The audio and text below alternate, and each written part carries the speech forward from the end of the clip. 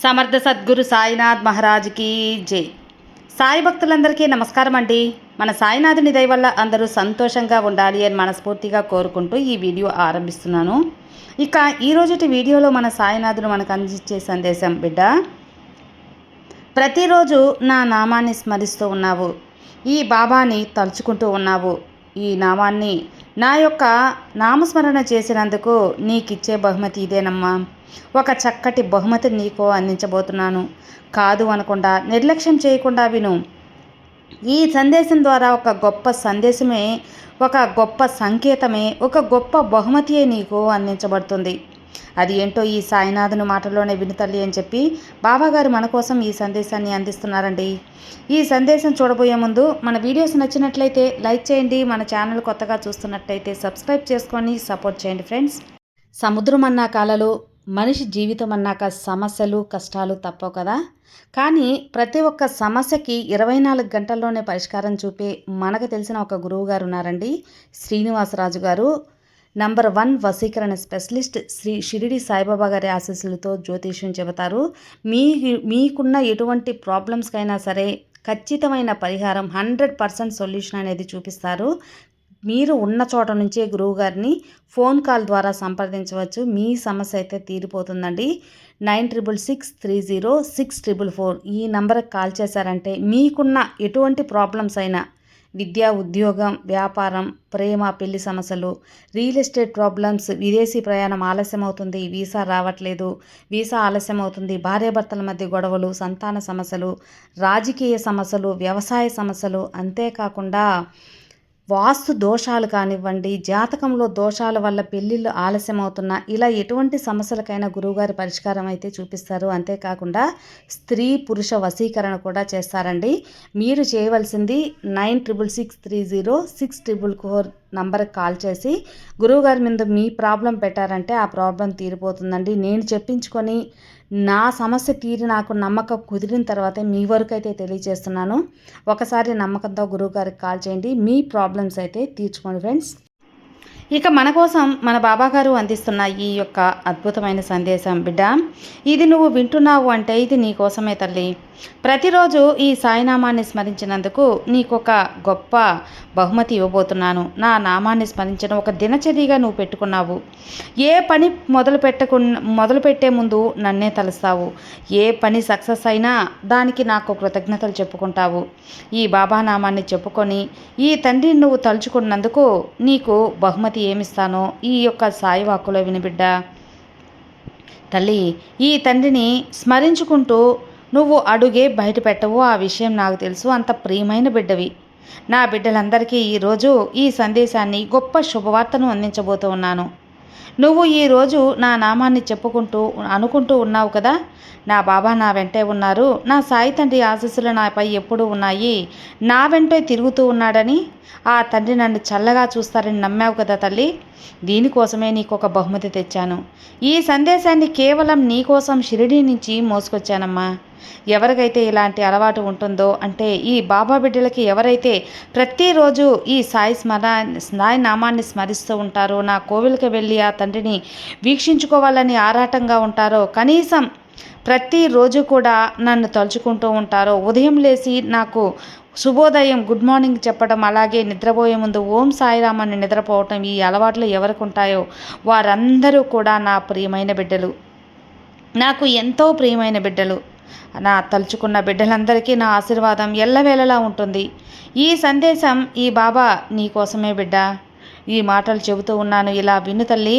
ఖచ్చితంగా ఒక గొప్ప వాక్యం ఏదో నీకు తెలియపరుస్తాను.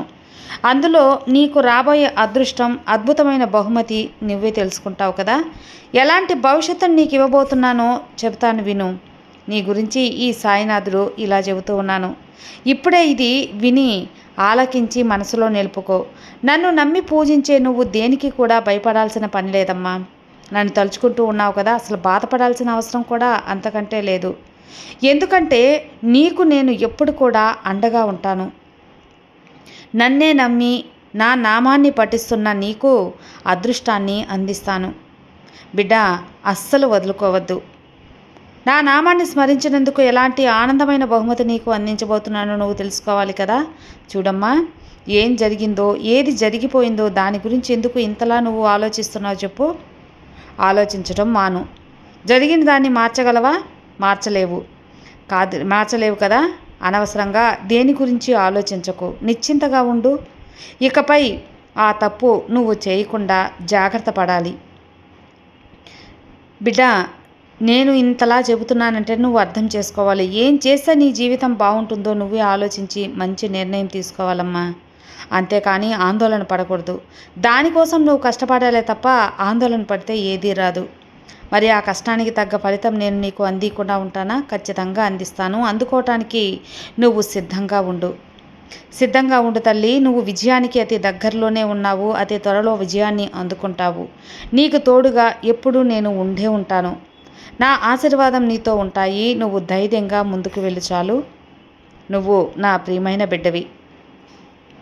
అనుక్షణం కూడా ఈ సాయి అని నన్నే తలుస్తూ నన్నే నామస్మరణ చేస్తూ ఉన్న నీకు నా ఆశీర్వాదం లేకుండా ఉంటుందా? నీ కష్టంలోనూ ఆనందంలోనూ నన్ను తెలుస్తూ నీ ఇంట్లో కుటుంబ సభ్యునిలా నన్ను ఆరాధిస్తున్నావు. అలాంటి నీకు నీ కష్టాలు, సమస్యలు ఇవన్నీ కూడా నేను తీర్చకుండా ఉండను. ఖచ్చితంగా తీరుస్తాను. కావాలంటే వాటిని అనుభవించడానికి నేను సిద్ధంగా ఉన్నాను తల్లి. అది ఎంత పెద్ద కష్టమైనా ఈ సాయి తట్టుకోగలను. కానీ నా బిడ్డ తట్టుకోలేదని నాకు తెలుసు. ఏ సమస్య అయినా సరే నా బిడ్డ కోసం నేను వాటిని ఆనందంగా మోస్తాను. ఇక నీ జీవితంలో అదృష్టకాలం వచ్చేసింది. ఆ అదృష్టకాలం ఆరంభించేశాను. చూడమ్మా, భక్తితో ఎవరైతే నన్ను పూజిస్తారో వారితోనే నేను ఉండిపోతాను. వారి ఇంట్లోనే నేను కొలువై ఉంటాను. అలాంటి వారికి 1000 రెట్లు బహుమానాన్ని కూడా నేను అందిస్తానమ్మా. నీకొక విషయం చెప్పనా తల్లి? నీ నిజాయితీకి, ప్రేమకు అలాగే నేను ఎప్పుడో బానిసనైపోయాను. అతి త్వరలోనే నీ స్వచ్ఛమైన భక్తికి నేను దాసోహం అంటున్నాను. మంచి బహుమతిని కూడా అందించబోతూ ఉన్నాను. ఇక నీ జీవితాన్ని మంచిగా నేను మారుస్తాను కదా. నువ్వు ఆనందంగా ఉండేలా నేను ఆశీర్వదిస్తాను బిడ్డ. ఈ బాబా కాక నిన్ను ఎవరు చక్కగా చూసుకోగలరు? నువ్వు ఎక్కడికి వెళ్ళినా సరే నేను నీతోనే పాటే ఉంటాను. నా కంటికి రెప్పలా కాపాడుకుంటాను. ఇందులో ఎలాంటి సందేహమూ లేదు. ఎవరు ఎన్ని మాటలన్నా, ఎంత హేళన చేసినా, ఎంత కష్టపెట్టినా నువ్వు మాత్రం కాస్త మౌనంగా ఉండు. ఆ సమయం గడిచిపోతే సరే అన్నట్టు ఉండు. ఆ మౌనమే వాళ్ళకి నువ్వు విధించే ఒక పెద్ద శిక్ష అవుతుంది. అర్థమైంది కదా. మౌనంగా ఉండు. ఏ పనినైనా సరే అరిచి గీ పెడితే కాదమ్మా, నువ్వు మౌనంగా కూడా దాన్ని పూర్తి చేయగలవు. కాబట్టి ధైర్యంగా చేయి. జరుగుతుందా లేదా అని అస్సలు ఆలోచించకు. అలా ఎప్పుడూ అనుకోవద్దు బిడ్డ. నువ్వు చేసే పని జరుగుతుంది అని గట్టిగా నమ్ము. ఆ విశ్వాసమే నీకు నా ఆశీర్వాదంగా మారుతుంది. నువ్వు అనుకున్నట్లుగానే జరుగుతుంది. నువ్వు ఎంత కోరికలు, ఎన్ని ఆశలు పెట్టుకున్నా అవి తీరుతాయి అని ఒక పాజిటివ్ థింకింగ్లో ఉండు. నీ బాబా నీకు తోడుగా ఉండి అవన్నీ జరిపిస్తాను. నమ్మకాన్ని పెంచుకో. నమ్మకం ఎప్పుడూ కోల్పోవద్దు. నువ్వు నా దగ్గర ప్రార్థనలు పెట్టావు కదా, ఎప్పుడు నెరవేరుతాయి అనేది నీ ప్రశ్న. దానికి సమాధానం వింటావా? ఖచ్చితంగా వినమ్మా. ఇప్పుడు బిడ్డ, నీకైన కాలం, సరైన సమయం ఇప్పుడు వచ్చింది. ఆ సమయం వచ్చినప్పుడు తప్ప నీకు ఏది నెరవేరదు. అది ఇప్పుడు జరగబోతుంది. దానికి కావలసిన పనులన్నీ నేను ప్రారంభించి చేస్తూ ఉన్నాను. ఇదివరకే నీకు చెప్పాను కదా. అతి త్వరలోని నీ ఆశపడ్డ కోరిక, నువ్వు ఆనందంగా ఉండటానికి ఏమేమి అవసరమవుతాయో అన్నిటినీ నేను చేరుస్తాను, అన్నీ సమకూరుస్తానని అలాగే చేస్తున్నాను. అలానే జరుగుతాయి కూడా. నేను చెబుతున్నాను కదా. నిశ్చింతగా ఉండు. నేనుండగా నా బిడ్డకి అన్యాయం జరగనిస్తానని చెప్పు. ధర్మంగా ఉన్నప్పుడు ఆ ధర్మమే గెలుస్తుంది. నిన్ను నువ్వు ఎప్పుడు కూడా బాధ పెట్టుకోకు. మరొకటి, తక్కువగా చేసుకోకు. నిన్ను నువ్వు ఎప్పుడు తక్కువ చూసుకోకు. నిన్ను నువ్వు ఎవరి ముందు తక్కువ చేసి మాట్లాడుకోకు. ఎందుకంటే అలా చేయడం వల్ల నీకే కదా ఎక్కువ బాధ కలుగుతుంది. ఆ బాధ నీ చేతులారా నీ జీవితాన్ని నువ్వే నవ్వులు పాలు చేసుకుంటావా? నీ జీవితాన్ని నువ్వే పోగొట్టుకుంటావా? ఒకసారి ఆలోచించు. నువ్వు ఆపదలో ఉన్నప్పుడు నా చేతులు చాచి మరీ నిన్ను రక్షించుకుంటాను. నా చేతులు చాచి మరీ అది కొద్ది రోజుల్లోనే అన్నీ మారుతాయని చెబుతున్నాను. నేను చెప్పిన ప్రతిదీ జరుగుతుంది, జరిగి తీరుతుంది. ఇక నువ్వు ఎలాంటి ఆలోచనలు చేయకు. ఇక ఎలాంటి పరిస్థితుల్లోనైనా సరే నేను మారుస్తాను బిడ్డ, నేను మారుస్తాను, అన్నిటినీ మారుస్తాను. నేను ఒక విషయం చెప్పనా, ఏదైనా నీ కోరిక తీరడం ఆలస్యం అయింది అంటే మాత్రం అది చాలా విలువైనది అని అర్థం చేసుకో. తర్వాత నీకు రాబోయేది ఎంతో ఆనందాన్ని ఇస్తుందని కూడా నమ్ము. నీకు నిజాయితీగా ఉన్న నీకు అంతా మంచే జరుగుతుంది. ఇందులో ఎలాంటి సందేహము కూడా లేదు. నీ కలలన్నీ నెరవేరుతాయి, నీ ఆశలన్నీ తీరుతాయి, నీ మనసులో ఆవేదన తగ్గి నువ్వు నమ్మింది నమ్మినట్టే జరుగుతుంది. నన్నే నమ్ముకున్న నిన్ను వదులుతానా చెప్పమ్మా? అతి త్వరలోనే నువ్వు కోరింది నీ చేతిలో పెట్టి నిన్ను సంతోషపెడతాను. నీ జీవితం బ్రహ్మాండంగా చూసే బాధ్యత నాది.